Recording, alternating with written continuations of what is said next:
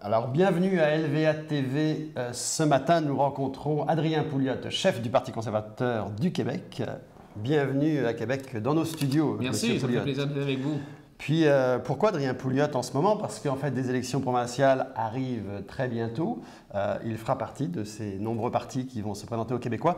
Pourquoi être entré en politique, Monsieur Pouliot? Ben moi, je suis initialement un homme d'affaires. J'ai eu plusieurs entreprises, mais j'ai toujours été intéressé, Yannick, par les politiques publiques, comment le gouvernement fonctionne, pourquoi est-ce que le gouvernement prend certaines décisions, passe certaines lois, quel est l'impact des lois. Et j'ai été cofondateur de l'Institut économique de Montréal, où j'ai agi comme président du conseil pendant plusieurs années. Mais après ça, je me suis dit, OK, c'est bien beau avoir un institut économique, mais ça prend aussi un parti politique pour que les gens qui sont plus, entre guillemets, à droite au niveau économique puissent se retrouver puis voter. Je pense que ces gens-là ont le droit d'avoir une voix à l'Assemblée nationale. Parce qu'actuellement, vous savez, à l'Assemblée nationale, on est des partis qui sont soit centre ou centre-gauche. Et un parti de centre-droite comme le Parti conservateur du Québec, c'est un parti qui est en faveur des droits et libertés individuelles, de la responsabilité personnelle et d'un État plus petit. Parti de centre-droit, c'est ce qu'aurait pu être la CAQ, parce que la DQ a été un peu un parti de centre-droit pendant une période. En fait, on est la suite de la DQ, de Mario Dumont, ceux qui ne se sont pas joints à la CAQ de François Legault, parce qu'on n'avait pas vraiment confiance dans M. Legault. On pense que M. Legault a tendance à changer d'idée sur un paquet de sujets. Ni de droite, ni de gauche. Ouais, comme il le dit lui-même, hein, il dit, moi je suis un parti centriste, je suis pragmatique. Mais quand on dit pragmatique, ça m'inquiète toujours un peu parce que ça veut dire je vais faire ce qu'il faut pour avoir des votes. Alors que nous, vraiment, on a une vision, on a une boussole idéologique. Moins de gouvernement, moins d'État, plus de liberté individuelle, moins d'impôts, moins de réglementation. Et on est en faveur du libre marché, on est plutôt contre les taxes, contre la réglementation. Ouais. Justement, en parlant de libre marché, je voudrais aborder avec vous, parce qu'on est une télé-web agricole, et évidemment, il y a un sujet majeur qui questionne beaucoup de gens depuis la dernière année, c'est la gestion de l'offre. Ouais. Alors, créateur de l'Institut économique de Montréal, on sait où vous vous situez, mais vous êtes contre la gestion de l'offre, en fait. Vous verriez un libre marché total pour le lait? Bien, je pense que... je reconnais qu'évidemment, la gestion de l'offre, c'est important pour les agriculteurs qui sont couverts par la gestion de l'offre.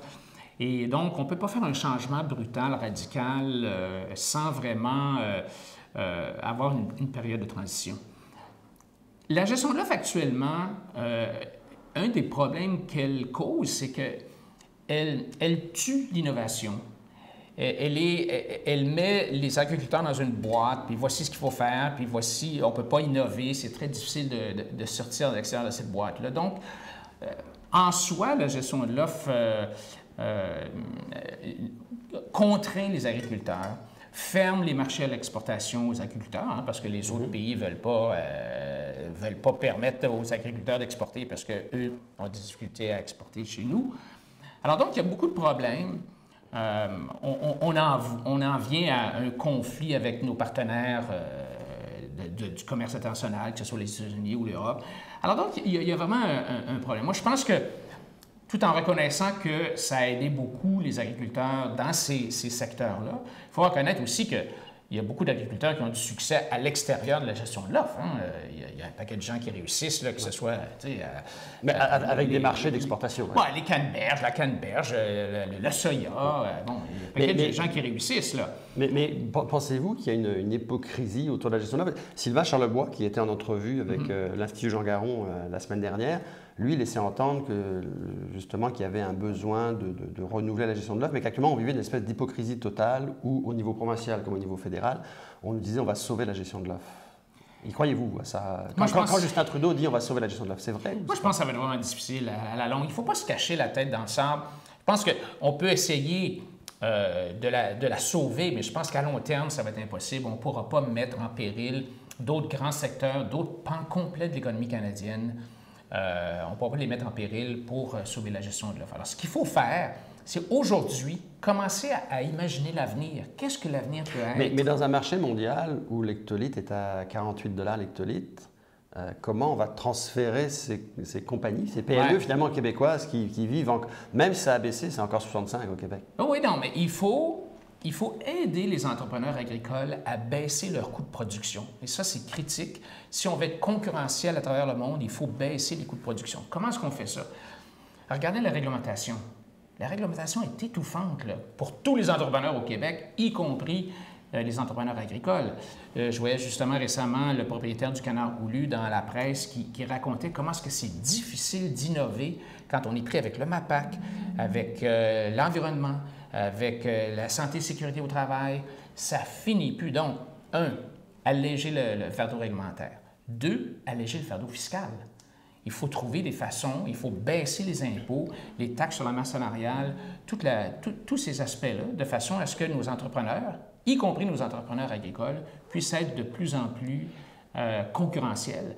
Et je pense que moi, j'ai confiance que nos entrepreneurs agricoles sont des gens qui produisent des produits de grande qualité, mais il faut les aider à baisser leur coût de production. Mais mettons qu'on trouvera une solution pour alléger la réglementation.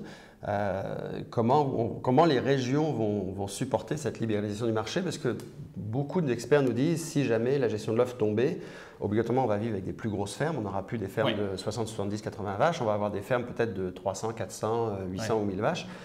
Puis techniquement et de façon pragmatique, ces grandes fermes-là vont se retrouver plutôt autour de Saint-Hyacinthe qu'en Gaspésie. Donc, comment on gère ça en fait? Peut-être. Moi, je pense qu'on s'en va vers ça. Ça va prendre une masse critique parce que si on veut avoir des fermes qui utilisent des outils technologiques plus avancés, où il faut investir en technologie, ça prend une masse critique. Et donc, une masse critique, ça veut dire des plus grandes fermes. Alors, il faut favoriser ça. Il faut favoriser les regroupements entre les fermes, faciliter ça. Et est-ce que ça veut dire qu'ils vont tout être autour de Saint-Hyacinthe? Moi, je ne suis pas convaincu.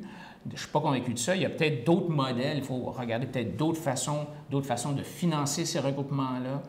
Mais on s'en va vers des unités qui sont plus grandes pour qu'elles soient plus efficaces, pour pouvoir amortir les coûts d'investissement en haute technologie. Et moi, je suis convaincu que nos entrepreneurs agricoles au Québec sont capables de le faire. Mais il faut qu'on enlève toutes les barrières auxquelles elles font face quand elles veulent faire des regroupements comme ça. Merci, M. Pouliot. Ça me fait plaisir.